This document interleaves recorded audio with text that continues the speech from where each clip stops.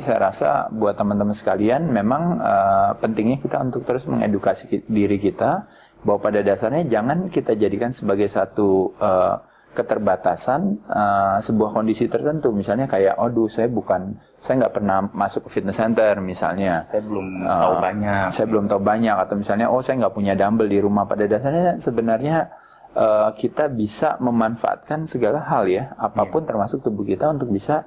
Tidak ada alasan bagi kita untuk bisa berolahraga. Jadi tidak ada kata terlambat buat mulai olahraga. Tidak ada kata terlambat untuk memulai pola hidup yang lebih sehat. Begitupun juga dalam hal makanan juga sama ya. Jadi kembali lagi latihan beban itu sesuatu yang sangat bermanfaat sekali. Baik adalah salah ketika mengasosiasikan beban itu sebagai sesuatu yang sifatnya terlalu maskulin, intimidatif dan sebagainya ya. Makanya memang tantangannya industri ini kadang-kadang juga adalah salah satunya adalah dengan mengemas besi itu sendiri menjadi sesuatu yang lebih feminim ya. Makanya kenapa belakangan kalau Fitness Mania lihat banyak sekali sarana fasilitas olahraga, fitness center dan sebagainya mengemas dirinya menjadi lebih feminim. Itu tujuannya sebenarnya hanya ingin menjelaskan kepada teman-teman sekalian adalah bahwa ayo lakukan aktivitas olahraga, dan olahraga ini sebenarnya bagi siapa saja. Cuma mungkin kalau dulu orang kenalnya fitness center itu seperti bodybuilding club yang sifatnya maskulin, yang datang hanya cowok-cowok yang ingin punya badan gede dan sebagainya. Jadi akhirnya orang merasa ini bukan aktivitas saya. Tapi belakangan dengan kemasan yang lebih halus, kemasan yang lebih baik,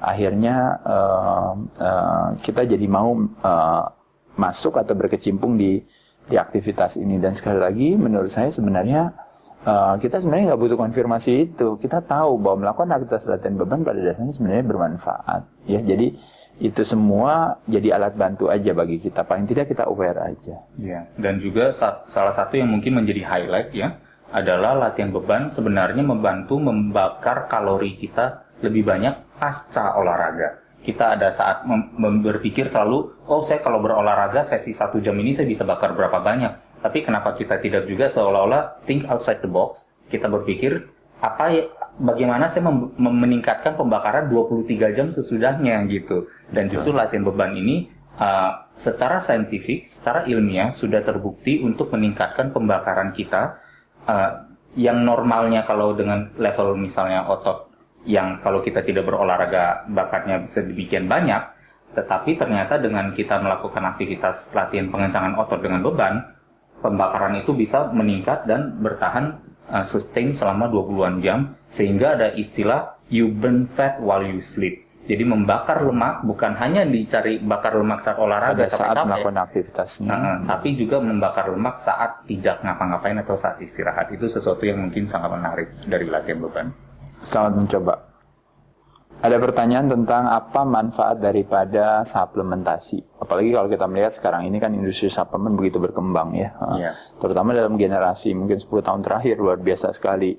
Ada satu anggapan bahwa ibaratnya tanpa suplemen kita tidak bisa mendapatkan hasil yang baik. Bagaimana menurut pendapat Mas Salim?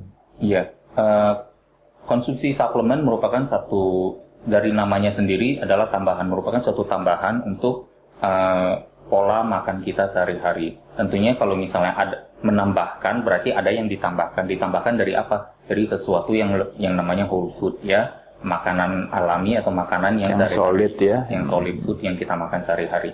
Jadi sifatnya adalah tambahan. Ya, jadi mungkin saya rasa dari segi proporsi atau komposisi jumlah yang perlu dimakan itu atau misalnya yang bisa ini, sebaiknya kita memiliki perspektif yang lebih bijak, yaitu jangan sampai suplemen makannya lebih banyak daripada whole food gitu. Iya, jadi mayoritasnya tentunya adalah makanan sehari-hari. Suplementasi dari katanya adalah tambahan.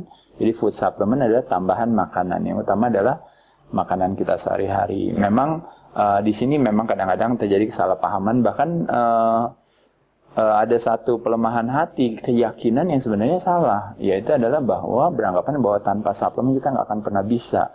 Memang industri ini memang membutuhkan, industri suplemen terutama ya, membutuhkan permintaan itu bisa semakin tinggi ya, dan bahkan di sisi lain sendiri industri ini juga memang berusaha untuk memperbaiki dirinya ya dengan teknologi yang lebih baik untuk memberikan suplementasi yang lebih canggih, yang lebih baik, yang lebih berkualitas.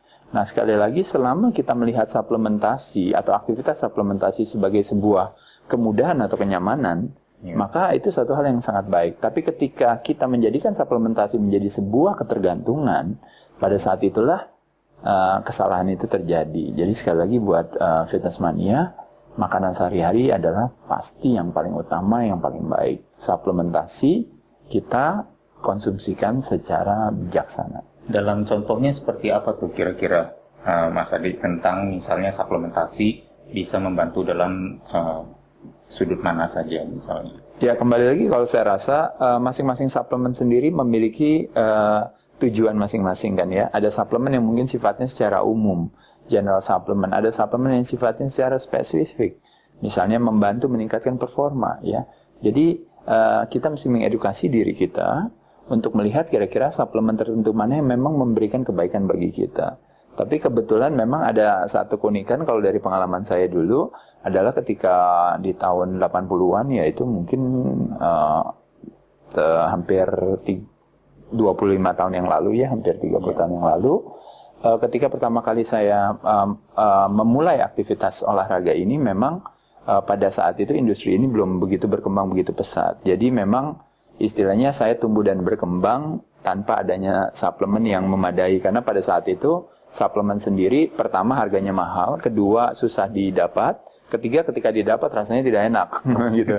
Dan keempat pada saat itu ketika saya makan pun juga dipaksa pun meskipun tidak enak, ternyata juga saya tidak memiliki salah satunya saya tidak toleran terhadap laktosa, akhirnya diare, mencret dan sebagainya. Akhirnya timbul satu keyakinan di saya untuk bilang bahwa ya udah deh dari makanan sehari-hari aja gitu. Tapi memang melihat dari perkembangan suplemen yang ada sekarang ini, suplemen sekarang ini bisa dikatakan berusaha memperbaiki dirinya ya, dengan mungkin kualitas yang lebih baik, mungkin dengan harga yang lebih terjangkau, dan yang paling penting saya rasa adalah dengan rasa yang lebih nikmat, sehingga itu yang sebenarnya yang membuat kita semua jadi akhirnya mau mencoba. Tapi ingat sekali lagi teman-teman, nggak boleh terperangkap dengan pemikiran atau keyakinan seolah-olah bahwa ibaratnya tanpa suplemen itu tidak bisa diraih. Justru itu yang saya alami, bahwa tanpa menggunakan suplemen saya pun bisa mendapatkan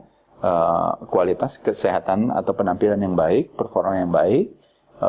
Tapi di sisi lain bayangkan kalau seandainya ada suplemen bisa lebih baik lagi gitu ya. Tapi suplemennya tentu harus bijaksana.